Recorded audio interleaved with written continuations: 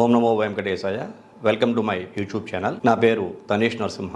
నా phone number వచ్చి 8712190468. ఈనాటి కార్యక్రమంలో ఈ 2024 మే 1వ తారీఖు నుండి ధనుస్సు రాశికి రాష్ట్రాధిపతి చతుర్థాధిపతి అయిన గురుడు మేషరాశిని వీడి వృషభ రాశిలోకి ప్రవేశించి సంచారం చేస్తున్న సందర్భంలో ఇది ధనుసు రాశికి 6వ స్థానం అవుతున్న కారణం చేత ఇబ్బందికర వాతావరణమే ధనుసు రాశి వారికి ఉండబోతోందని చెప్పుకోవచ్చు. ధనుస్సు రాశినాథుడే ఇక్కడ 6వ ఇంట వృషభ రాశిలోకి ప్రవేశిస్తున్నాడు గురుడే. దీనిని షష్టాష్టక దోషము అంటాం. ఈ షష్టాష్టక దోషము ధనుస్సు రాశికి సంపూర్ణంగా ఏర్పడుతున్న కారణం చేత వీళ్ళు ద్వాదశాది 12 రాశుల్లోనూ కూడా గురుదయాబ్ద ఫలాన్ని పొందక అనేక రకాల సమస్యలకు లోనయ్యేటువంటి వ్యక్తులలో ఈ ధనుస్సు రాశి వారే గోచరిస్తూ ఉన్నారు. అందుకని ధనుస్సు రాశికి చెందిన వ్యక్తులు ఏ రంగానికి చెందిన వారైనా సరే, ఎటువంటి వృత్తి వ్యాపార వ్యవహారాల వారైనా సరే చాలా జాగ్రత్తగా ఉండాలి.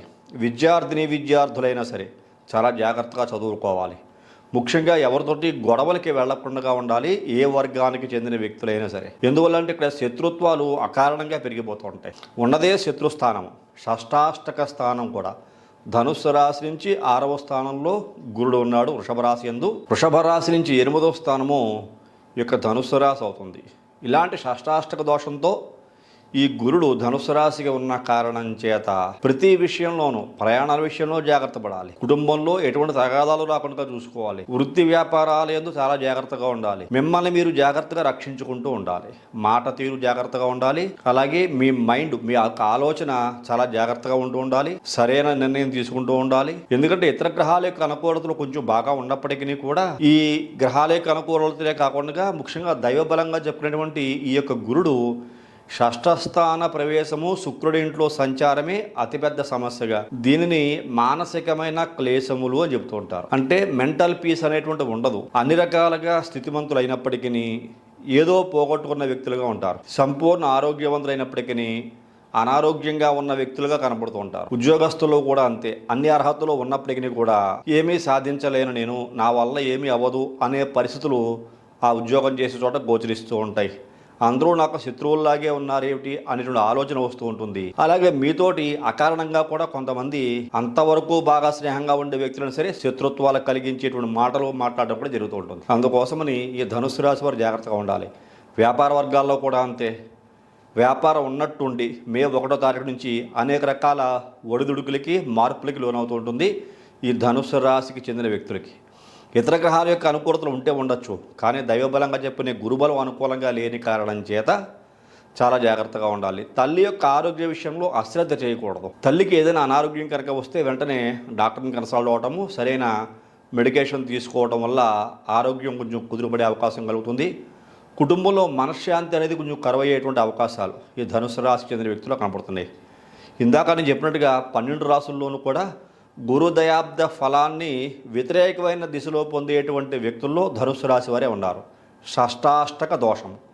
మరలా ఈ ధనుస్సు రాశినాథులైన గురుడు అష్టమంలో ఉండడమే కాకుండా 9వ దృష్టితోటి మకర రాశి నీచ స్థానాన్ని కూడా చూస్తూ ఉండడం. ఇందువల్ల ఆర్థికపరమైన సమస్యలు, మాట సంబంధమైనటువంటి సమస్యలు, మీరు ఏది మాట్లాడినా వ్యతిరేకంగా ఉంటూ ఉంటుంది.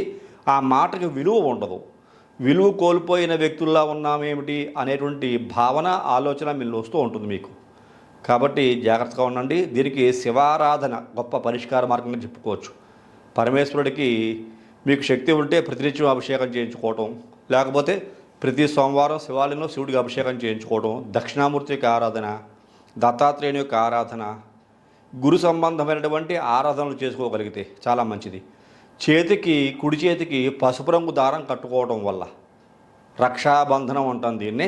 ఈ పసుపు రంగు దారాన్ని 5 ముళ్ళు కింద వేసి గణపతి యొక్క మంత్రం కానీ, దత్తాత్రేయుని యొక్క మంత్రం కానీ, దక్షిణామూర్తి యొక్క మంత్రం కానీ చదువుకుంటూ ఆ 5 ముళ్ళు వేసి అది కుడి చేతికి కట్టుకుంటూ ఉంటే ప్రతి గురువారము కూడా ఈ గురు సంబంధమైన దోషాలు కొంచెం తగ్గుముఖం పడతాయి. పసుపు రంగుకి సంబంధించినవి ఏదైనా వాడుతూ ఉండాలి. కనీసం ఒక రుమాలేసి దగ్గర పెట్టుకుంటూ ఉండాలి. మీరు వాడే మొబైల్కి పౌచ్ ఎల్లో కలర్ దొరికితే వేసుకున్నా కూడా మంచిదే.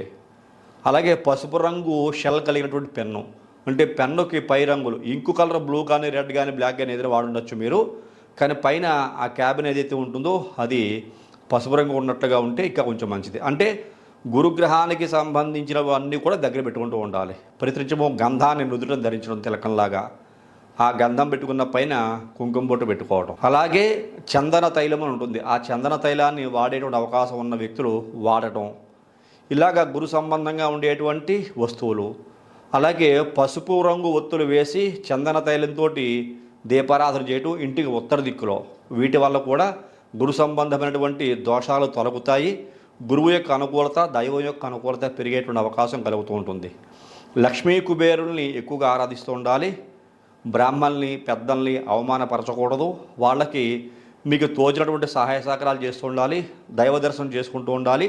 ముఖ్యంగా శివాలయంలో శివుని యొక్క దర్శనం చేసుకోవడం, దక్షిణామూర్తి దర్శనం చేసుకోవడం, అలాగే దత్తాత్రేయుడిని, ఇటువంటి గురు సంబంధమైన దేవతా ఆలయాలు సందర్శించడం వల్ల గురువులు, సద్గురువులు, పెద్దలు, సాధువులు వాళ్ళ యొక్క ఆశీర్వచనాలు తీసుకోవడం వల్ల ఎక్కువగా శుభాలు కలిగే అవకాశం కలుగుతుంది. ఏదైనా షష్టాష్టక దోషం షష్టాష్టక దోషమే. ఎందువల్ల అంటే దీనిని దృఢకర్మ అని చెబుతారు. అదృఢ కర్మ కాదు, సంవత్సర కాలం పాటు ఉంటుంది. ఇది మీ వ్యక్తిగత జాతకంలో కూడా ధనుసు రాశి వారికి బైబర్త్ మీకు ఇలాగే 6వ ఇంట వృషభ రాశి ఎందుకు గురుడే ఉన్నాడు అనుకోండి, ఆ వ్యక్తులు మరింత ఎక్కువగా స్ట్రగుల్ అవుతారు. అందుకే చెప్తూ ఉంటాను, వ్యక్తిగత జాతక పరిశీలన అనేటువంటి చాలా ఇంపార్టెంట్ అని చెప్పేసాను. ఇది అన్ని రంగాల వారికే పనిచేస్తుంది. పొలిటికల్గా ఏ కేడర్లో ఎంత హై లెవెల్లో ఉన్నా సరే, ఎంత చిన్న స్థాయి ఉద్యోగస్తులు సరే ఇబ్బందులు పడతారు. ఇక్కడ వ్యక్తే ముఖ్యం, వృత్తి వ్యాపార వ్యవహారాలు కాదు. విద్యార్థులని, అలాగే అధ్యాపకులని, లేకపోతే ఉద్యోగస్తులని, ఇక్కడ మన కేడర్ మనకు ఉంటే ఉండొచ్చు, కానీ దైవబలం అనేటువంటిది చాలా బలంగా ఇబ్బంది పెడుతుంది, చాలా బలంగా అభివృద్ధిని ఇస్తూ ఉంటుంది.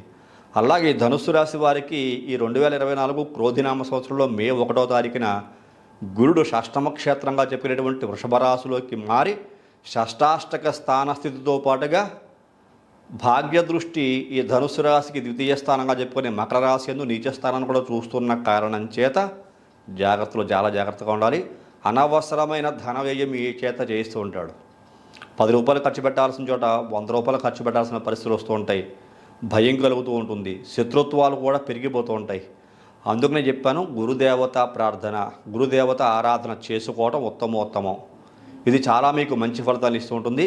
స్నానం చేసేటప్పుడు ప్రతి ఒక్కరు కూడా కొద్దిగా చిటికుడు పసుపు నీటిలో కలుపుకొని స్నానం చేయడం వల్ల కూడా ఈ గురుదోష పరిహారం అవుతుంది. లేకపోతే కొద్దిగా గంధం పొడిని కొంచెం నీటిలో కలుపుకొని స్నానం చేయడం వల్ల కూడా గురుదోష పరిహారం అవుతుంది.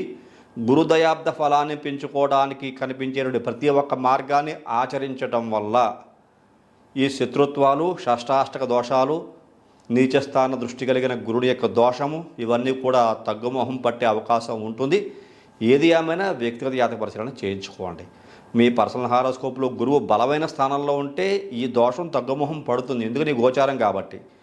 మీ వ్యక్తిగత జాతకంలో కూడా దోషప్రదుడుగా గురుడు కనుక ఉంటే ఇప్పుడు షష్టాష్టక దోషము, షష్టమ స్థాన స్థితి, మనఃక్లేశములు, శత్రుత్వాలు ఇవన్నీ కూడా కొంచెం పెరిగే అవకాశం. ఇలాంటి వ్యక్తులే మనకి సొసైటీలో ఎక్కువగా ఇబ్బంది పడే వ్యక్తులుగా ఈ 2024 క్రోధినామ సంవత్సరంలో ధనుస్సు రాశి చెందిన వ్యక్తులను చూస్తూ ఉంటాం. కాబట్టి ఎంతైనా జాగ్రత్తలు పడాలి. ఆరోగ్యపరంగా కూడా చాలా జాగ్రత్తగా ఉండాలి. కాబట్టి ఇంత నెగిటివే చెప్పాను, మొత్తం అంతా నెగిటివ్ చెప్పని చెప్పి ఏమనుకోకండి. ఎందువల్ల అంటే అలాంటి చెప్పాల్సిన పరిస్థితులే. ఇది ఒక అవేర్నెస్ ప్రోగ్రామ్, బాగా గుర్తుంచుకోండి. జ్యోతిష్ శాస్త్రం అనేటువంటిది మనిషికి ఒక టార్చ్ లైట్ లాంటిది. ఎందువల్ల అంటే ఒక మంచి మార్గాన్ని చూపిస్తుంది. మనకేదో కోట్లు కొమ్మరించేటువంటి గ్రహస్థితి ఉంది, కుబేరులు అయిపోతామంటే కొన్ని రాసుల వాళ్ళకి ఇదే గురుడు, ఇదే స్థానస్థితి అదృష్టాన్ని తెచ్చిపెడతాడు, కోట్లు కుమ్మరిస్తాడు, నిజంగానే యోగం కలుగుతుంది. మరి ఇదే గ్రహస్థితి, ఇదే వృషభ రాశి యందు ఇదే గురుని యొక్క గ్రహస్థితి కొన్ని రాసుల వాళ్ళకి ఇబ్బందులు కూడా కలిగిస్తూ ఉంటుంది. కాబట్టి ఒక కుటుంబంలో 4 రకాల రాసుల వాళ్ళు ఉండొచ్చు. అందులో మంచి గ్రహస్థితి కలిగినటువంటి వ్యక్తులు కనుక ఉంటే, ఈ దోషప్రదంగా ఉండేటువంటి గ్రహస్థితులు కలిగిన వ్యక్తులు కూడా ఉంటే కొంచెం సమపాళ్లలో ఇబ్బందులు తగ్గుతాయి కూడా. ఇంకా కొన్ని సందర్భాల్లో చూసుకుంటే ఈ గురుడు వల్ల రేపు రాబోయేటువంటి అక్టోబరు, నవంబరు, డిసెంబరు, జనవరి మాసాల్లో వక్ర సంచారం చేస్తాడు ఇదే వృషభ రాశి యందు గురుడు. అప్పుడు ఈ దోషం తగ్గుముఖం బట్టి వక్ర సంచారం చేసిన గురుడు కారణం చేత శుభాలు పొందుతారు. సుమారుగా ఒక 3 నుంచి 4 నెలల కాలం, అక్టోబర్, నవంబర్, డిసెంబర్, జనవరి మాసాల్లో గురుడు యొక్క వక్ర సంచారమే ఈ యొక్క ధనుస్సు రాశి వారికి రిలీఫ్ని ఇస్తుంది, చాలా మేలు కలిగిస్తుంది చెప్పుకోవచ్చు. ఆ మాసాలలో ఇప్పుడు పడుతున్న సమస్యలన్నీ కూడా తగ్గుముఖం బట్టి రివర్స్ అవుతాయి. ఇబ్బంది పడతారు అంటే సుఖం కలుగుతుంది, కష్టాలు వస్తాయి అంటే ఆనందం కలుగుతుంది. ఆ సమయంలోనే మీకు కావాల్సిన ముఖ్యమైన పనులన్నీ కూడా నిర్వహించుకోవచ్చు. ఇది చాలా మంచి శుభ పరిణామంగా చెప్పుకోవచ్చు. ఈ ధనుసు రాశి వారికి గురుని యొక్క వక్ర సంచారము అక్టోబరు, నవంబరు, డిసెంబరు, జనవరి మాసాల్లో.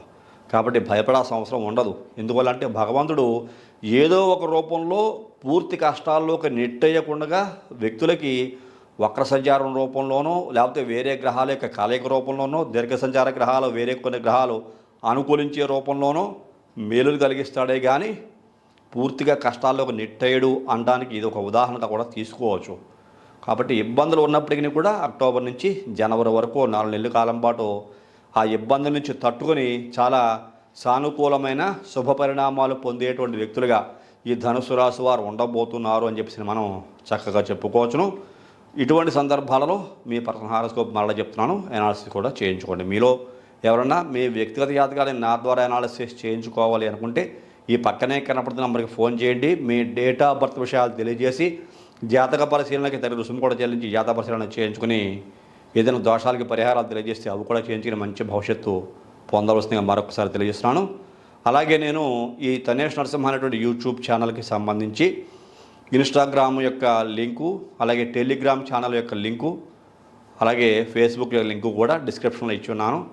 అవి కూడా ఓపెన్ చేసి ఈ యొక్క ఛానల్కి అభివృద్ధికి సహకరించవలసిందిగా మీ మిత్రులకి, మీ స్నేహితులకి, మీకు తెలిసిన వ్యక్తులందరికీ కూడా ఈ ఛానల్ యొక్క లింక్ను షేర్ చేసి అభివృద్ధికి సహకరించవలసిందిగా మరొకసారి తెలియజేస్తూ తదుపరి వచ్చే కార్యక్రమంలో మరిన్ని ఆసక్తికర విషయాలు తెలియజేసుకుందాం. ఈ కార్యక్రమం నచ్చితే ప్రతి ఒక్కరు లైక్ చేయండి, షేర్ చేయండి, సబ్స్క్రైబ్ చేయండి. అంతవరకు సెలవు. నమస్కారం.